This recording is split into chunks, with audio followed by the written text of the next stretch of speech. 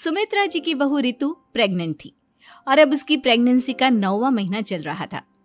रितु का पति देवेश उसका काफी अच्छे से ख्याल रखता था, लेकिन प्रेगनेंसी अपने आप में ही एक अलग ही वक्त होता है जब एक औरत कई तरह के बदलावों से गुजरती है।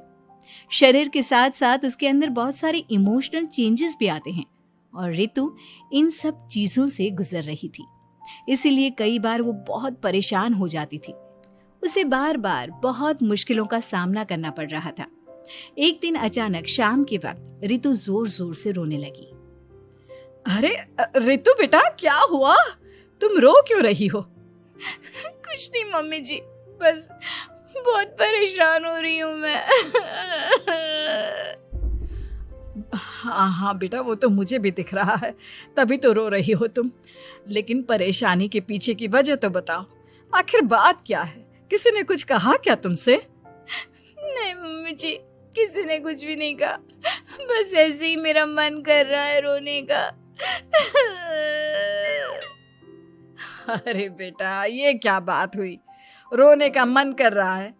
अरे तुम माँ बनने वाली हो, अगर इस तरह रहोगी ना तो बच्चा भी रोने वाले नेचर का पैदा होगा। तो फिर मैं क्या करूं मम्मी जी? मुझे बता अपने दिल की बात, मेरे साथ शेयर कर कि क्या परेशानी है। वो क्या है ना मम्मी जी, मैं अपने पेट की तरफ देखती हूँ ना तो अजीब सी घबराहट होती है। अरे लेकिन क्यों बेटा? तुम्हारे पेट में तो तुम्हारा आने वाला बच्चा है, इसे देखकर तुम्हें खुश होना चाहिए। मम्मी जी वो क्या है ना, मेरा पेट इतना बड़ा हो गया है, शरीर की हालत ऐसी हो गई है तो सोच सोच कर डर लगता है कि मैं कभी फिर से पहले जैसी स्लिम और ब्यूटीफुल हो पाऊंगी क्या। अरे बेटा, ये तो कुछ दिनों की बात है, सब कुछ बिल्कुल पहले जैसा हो जाएगा। कुछ दिनों के बाद तुम्हें चिंता करने की कोई जरूरत नहीं होगी। रितु, क्या हुआ? तुम बार बार करवटें क्यों बदल रही हो? रात के 2 बज रहे हैं, सो जाओ ना अब। देवेश, नींद नहीं आ रही है, मैं ठीक से सो नहीं पा रही हूँ।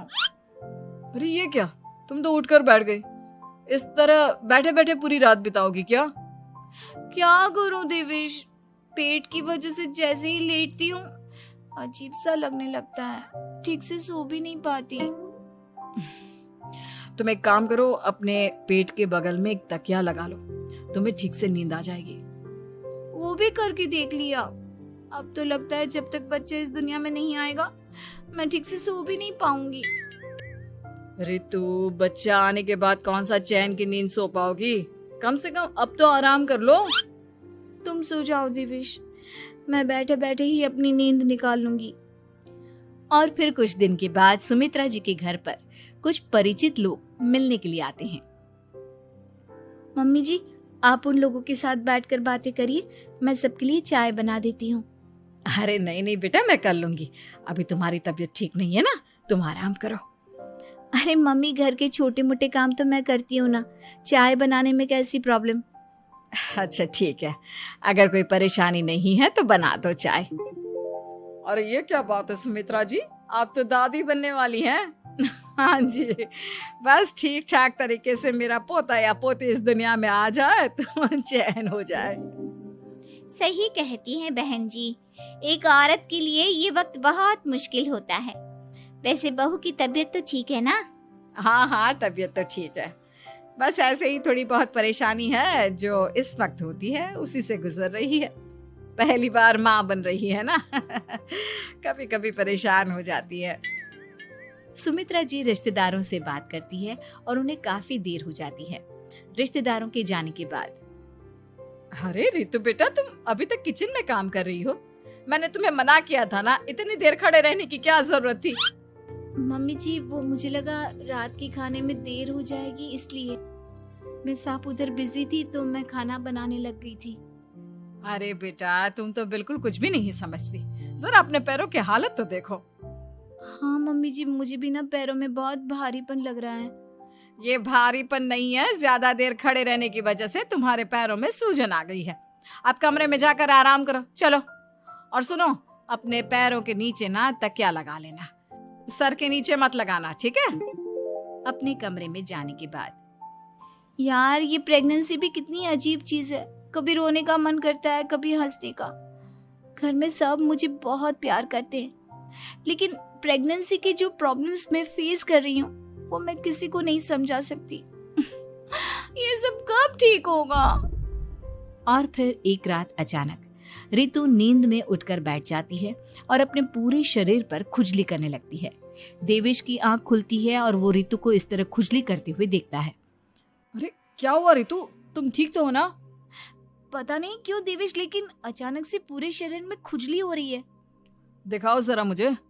अरे लेकिन तुम्हारे शरीर पर तो कोई मच्छर के काटने की या किसी तरह के रैशेस भी नहीं है, फिर खुजली क्यों हो रही है?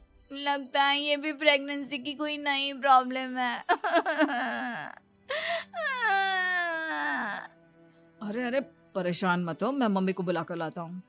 सुमित्रा जी के आने के बाद अरे क्या बात है बेटा, इस तरह क्यों खुजली कर रही हो? अचानक से क्या हो गया तुम्हें? मम्मी जी ऐसा लग रहा है जैसे सर से पैर तक पूरे बदन में मच्छरों ने काट लिया हो। अरे लेकिन इसमें रोने की क्या बात है, चुप हो जाओ, सब ठीक हो जाएगा। हाँ मैं बहुत परेशान हो गई हूँ, बस अब जल्दी से बच्चा इस दुनिया में आ जाना चाहिए ताकि मुझे इन सारी प्रॉब्लम से मुक्ति मिले। ऐसा नहीं कहते रितु, माँ बनना तो दुनिया की सबसे बड़ी खुशखबरी है और ये सारी परेशानियां तो सबके साथ होती है। जानती हूँ, लेकिन फिर भी क्या करूँ, रात को सो नहीं सकती, कभी पेट भर के खाना खा लेती हूँ तो उल्टी करने का मन करता है, ज्यादा देर खड़ी हो जाती हूँ तो पैर में सूजन आ जाती है, ज्यादा देर बाहर घूमने भी नहीं जा सकती वरना टॉयलेट की प्रॉब्लम। ये सब कब ठीक होगा? कुछ दिन और बीत गए और अब तक रितु का 9वां महीना खत्म होने का वक्त आ गया था। अब हर दिन रितु बस यही सोचती थी कि उसका बच्चा इस दुनिया में आने वाला है। हाँ, वो बात अलग थी कि वो कई तरह की इमोशनल चेंजेस से गुजर रही थी और फिर एक दिन अचानक, देवेश मुझे ना चाउमीन खाने का मन कर रहा है। अभी रात के 12 बजे? अरे रितु, इस वक्त चाउमीन कहाँ से लेकर आऊंगा मैं? किसी होटल में फोन करो ना, कोई तो डिलीवर करता होगा ना इतनी रात को। नहीं नहीं रितु, इतनी रात को कोई डिलीवर नहीं करता, तुम कल खा लेना, मैं कल तुम्हारे लिए लेकर आऊंगा बस। नहीं, मुझे अभी खाने का मन कर रहा है, मुझे अभी खाना है। अच्छा अच्छा ठीक है, एक काम करो, मैं किचन में जाकर तुम्हारे लिए मैगी बना कर लाता हूँ, क्या पता उसे खाकर तुम्हारा मन ठीक हो जाए। हाँ ठीक है। देवेश रितु को मैगी बनाकर खिला देता है, लेकिन अगले दिन अचानक से रितु की तबीयत खराब हो जाती है। क्या हुआ है बहू को? बेटा तूने कुछ उल्टा सीधा तो नहीं खा लिया ना? मम्मी वो कल आधी रात को चाउमीन खाने की बात कर रही थी तो मैंने इसे मैगी बनाकर खिला दी। अरे लेकिन एक बार मुझसे तो पूछ लेता, इसी वजह से उसे अजीब सा लग रहा है। कोई बात नहीं, वैसे भी बच्चा आने का वक्त पास आ गया है ना, इसलिए ये सब चीजें हो रही है। मेरे पेट में बहुत दर्द हो रहा है, जब से मैगी खाई है तब से पता नहीं क्या हो गया। अरे कुछ नहीं हुआ बेटा, बस कुछ दिन की बात और है, परेशान मत हो। चल हम तुम्हें ना डॉक्टर के पास ले चलते हैं। हॉस्पिटल जाने के बाद, डॉक्टर साहब, मेरी बहू की तबीयत ठीक तो है ना? हाँ, वैसे तो सब कुछ ठीक लगता है, डाइजेशन का प्रॉब्लम हो गया है, ऐसे वक्त में हो जाता है। प्रेगनेंसी की वजह से पेट के ऊपर बहुत प्रेशर आ जाता है, इसलिए डाइजेशन थोड़ा वीक हो जाता है। और उन्होंने रात के वक्त मैगी खा ली, इसलिए उनको ये प्रॉब्लम हो गया। डरने वाली कोई बात नहीं है। थैंक यू डॉक्टर साहब, अब हम इसका ध्यान रखेंगे। मैंने चेकअप कर लिया है, 1 सप्ताह के अंदर रितु की डिलीवरी होने के पूरे चांस है। एक दिन अचानक किचन में काम करते करते रितु के पेट में बहुत तेज दर्द होने लगता है। देवेश, मम्मी जी जल्दी आइए।